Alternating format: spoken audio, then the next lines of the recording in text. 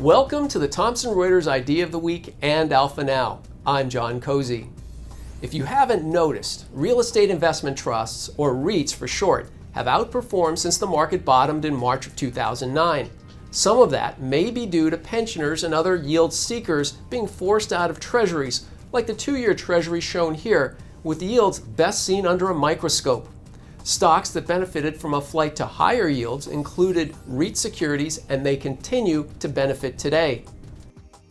Take a look at this chart of the highly popular Vanguard REIT ETF, the VNQ, in yellow, compared to the S&P 500 in black. It's their return with dividends reinvested using DataStream charting. VNQ's up 260% to the market's 120%. After this kind of run, are REITs still a good investment?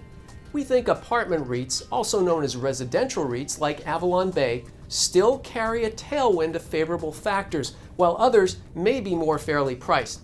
But either way, you probably still have a good deal. Here's why. You can thank the residential REITs here in blue for driving much of the REIT ETF's returns. Apartment renting's taken off the past several years, in no small part due to the housing crisis. The red line shows non-residential REITs, which haven't done too poorly themselves, especially the past several weeks. Both have been sustained market beaters.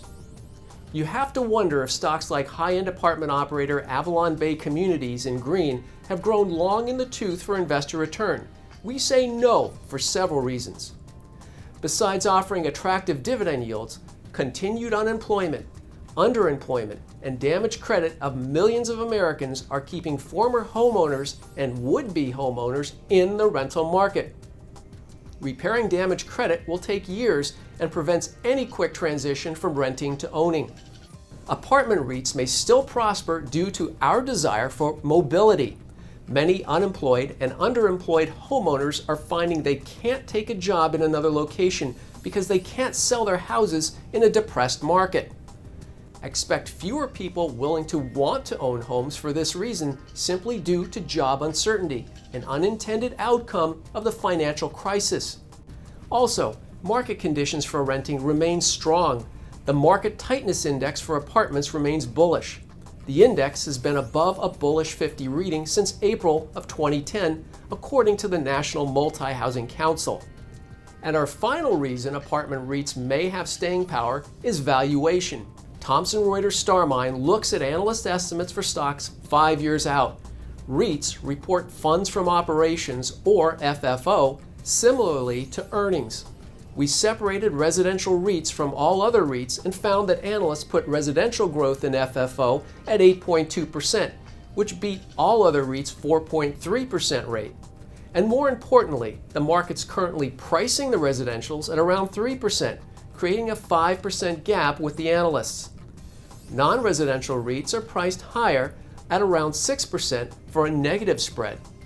This means non-residential REITs appear slightly overpriced compared to residential REITs if analysts are correct. The bottom line, REITs still look okay as an investment versus the market, so owning or continuing to hold REITs in something like the Vanguard VNQ REIT ETF seems like a decent play, especially with its current 3.3% yield. But if you want to reach beyond a passive index, then residential REITs appear to have an edge over their non-residential counterparts based on valuation differentials and their ability to absorb any inflation down the road. For the Thomson Reuters Idea of the Week and Alpha Now, I'm John Cozy.